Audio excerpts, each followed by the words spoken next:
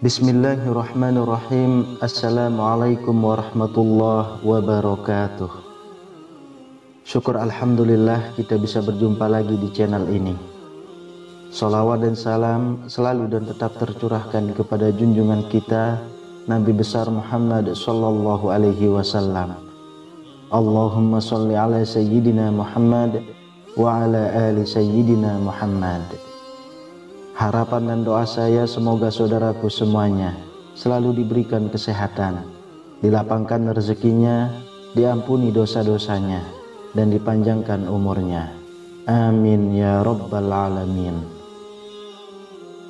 Sahabat beriman yang dirahmati Allah, bagi sepasang suami istri, hubungan suami istri tidak hanya memberikan kesenangan, kebahagiaan, dan meningkatkan keharmonisan rumah tangga saja, namun juga mulia dan berpahala sebab dilakukan dalam kondisi halal.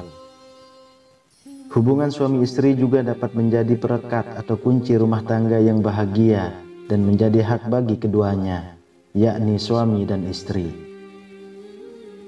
Agar lebih bahagia dan bersemangat ketika melakukan hubungan suami istri bagi yang sudah menikah, berikut 15 pahala berhubungan suami istri menurut Islam. Semoga menjadi motivasi untuk terus dekat dengan pasangan kita. Yang pertama, dinilai sebagai sedekah. Dalam sebuah hadis meriwayatkan bahwa hubungan badan antara kalian dengan istri atau hamba sahaya kalian adalah sedekah. Para sahabat lantas ada yang bertanya pada Rasulullah Shallallahu Alaihi Wasallam, "Wahai Rasulullah, apakah dengan kami mendatangi istri kami dengan syahwat itu mendapatkan pahala?" Beliau menjawab, "Bukankah jika kalian bersetubuh pada yang haram, kalian mendapatkan dosa? Oleh karenanya, jika kalian bersetubuh pada yang halal, tentu kalian akan mendapatkan pahala." Yang kedua, membersihkan jiwa. Uqail Al-Hambil berkata tentang hukum suami tidak memberi nafkah batin pada istri. "Ketika aku terkunci, mentok pada suatu permasalahan ilmu, maka aku panggil istriku untuk berhubungan badan. Ketika aku selesai, maka aku ambil kertas dan aku tuangkan ilmu padanya, mulai menulis. Karena jima dapat membersihkan pikiran dan menguatkan pemahaman." Lalu yang ketiga, mendapatkan pahala sepanjang melangkah dalam keseharian. Dalam hadis diriwayatkan bahwa barang siapa yang menggauli istrinya sehingga mewajibkan mandi pada hari Jumat, kemudian dia pun mandi, lalu bangun pagi dan berangkat ke masjid pagi-pagi, dia berjalan dan tidak berkendara, kemudian duduk dekat imam dan mendengarkan khutbah dengan seksama tanpa senda gurau, niscaya ia mendapat pahala amal dari setiap langkahnya selama setahun, balasan puasa dan sholat malam harinya. Hadis riwayat Tirmizi, An-Nasa'i, Ibnu Majah, dan Ahmad.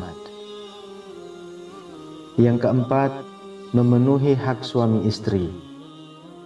Dari Husain bin Mihsan bahwasanya saudara perempuan dari bapaknya, yaitu bibinya, pernah mendatangi Rasulullah Shallallahu Alaihi Wasallam karena ada suatu keperluan.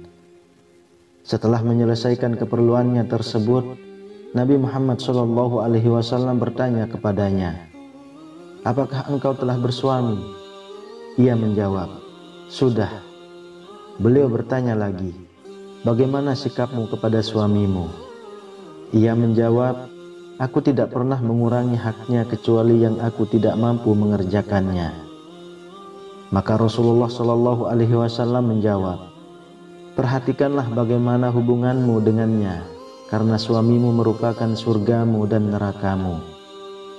Nabi Shallallahu Alaihi Wasallam bersabda, "Demi Allah, yang jiwa Muhammad berada di tangannya, seorang wanita tidak akan bisa menunaikan hak Allah sebelum ia menunaikan hak suaminya.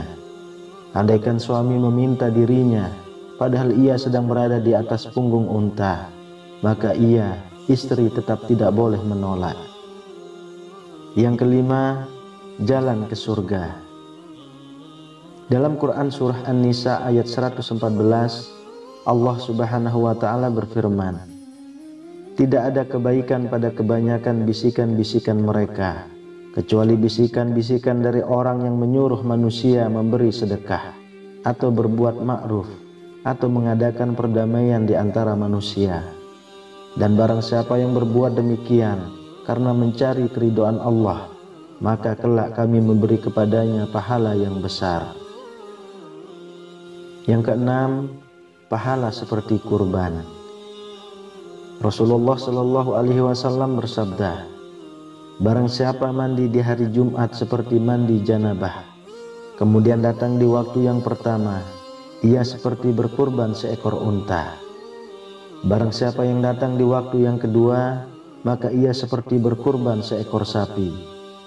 Barang siapa yang datang di waktu yang ketiga, ia seperti berkurban seekor kambing gibas. Barang siapa yang datang di waktu yang keempat, ia seperti berkurban seekor ayam. Yang ketujuh, didoakan malaikat.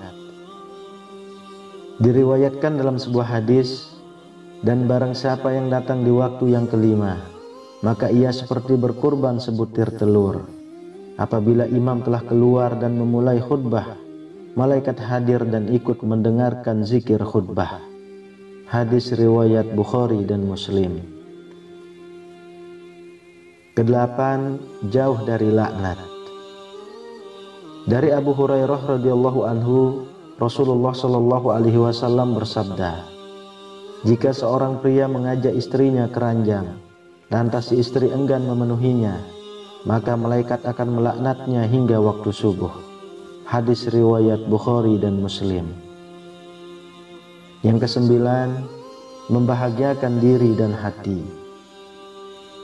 Diriwayatkan dalam sebuah hadis bahwa sesungguhnya wanita datang dalam rupa setan dan pergi dalam rupa setan. Jika seorang di antara kalian melihat seorang wanita yang menakjubkan tanpa sengaja, maka hendaknya ia mendatangi bersetubuh dengan istrinya, karena hal itu akan menolak sesuatu berupa syahwat yang terdapat pada dirinya. Hadis riwayat Muslim. Yang kesepuluh, membuat hati sejuk. Dalam suatu hadis meriwayatkan, telah dijadikan kesenangan bagiku dari kehidupan dunia, istri, wewangian, dan dijadikannya penyejuk mata hatiku di dalam sholat. Hadis riwayat Ahmad, An-Nasa'i, At-Tabrani, Al-Baihaqi. Yang ke-11, pahala kasih sayang. Telah menceritakan kepadaku bapakku bahwa dia melaksanakan haji wada bersama Nabi Shallallahu Alaihi Wasallam. Beliau bertahmid dan memuji Allah. Beliau memberi peringatan dan nasihat.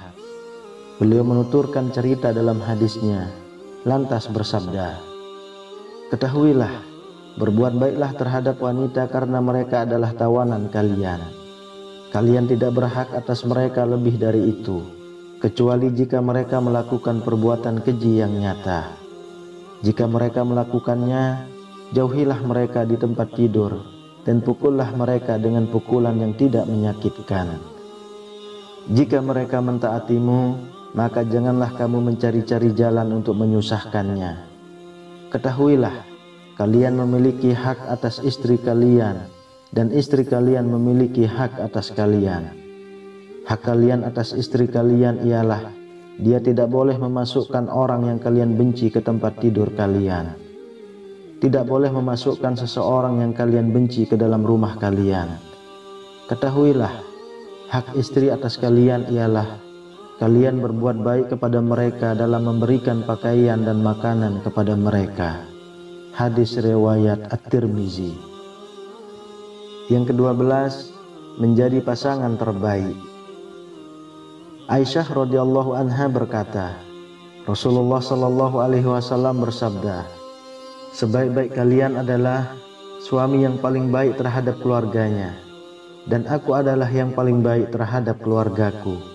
Hadis riwayat At-Tirmizi. Ke-13, pahala mengalir sepanjang waktu. Pahala akan terus mengalir bagi suami istri yang berhubungan badan, sebab hubungan badan memberi kebahagiaan. Selain itu, dari kebahagiaan yang diberikan tersebut akan membuat pahala terus mengalir untuk keduanya, sehingga kasih sayang antara sesama selalu meningkat dan jauh dari permasalahan rumah tangga. Yang ke-14, mencegah keburukan. Dengan melakukan hubungan suami istri, tentu akan menjauhkan dari keburukan, yakni menjauhkan dari maksiat, baik itu zina mata, zina hati, dan sebagainya. Hal itu dikarenakan apa yang diinginkan telah dipenuhi oleh pasangannya atau suami dan istrinya, sehingga ia tidak butuh hal lain dari luar untuk bahagia. Cukup dengan istri atau suaminya saja. Kemudian yang ke-15, jauh dari maksiat. Dihalalkan bagi kamu pada malam hari bulan puasa bercampur dengan istri-istri kamu. Mereka adalah pakaian bagimu, dan kamu pun adalah pakaian bagi mereka. Allah mengetahui bahwasanya kamu tidak dapat menahan nafsumu. Karena itu Allah mengampuni kamu dan memberi maaf kepadamu. Maka sekarang campurilah mereka dan ikutilah apa yang telah ditetapkan Allah untukmu.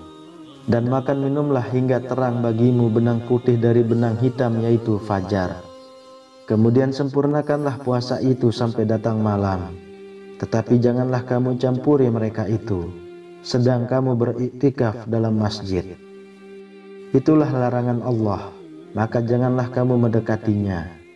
Demikianlah Allah menerangkan ayat-ayatnya kepada manusia supaya mereka bertakwa. Quran Surah Al-Baqarah ayat 187.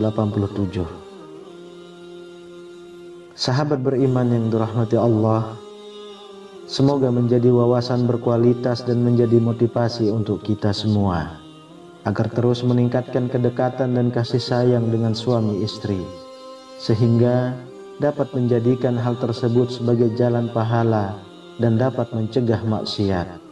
Amin ya rabbal alamin. Wallahu a'lam bishawab.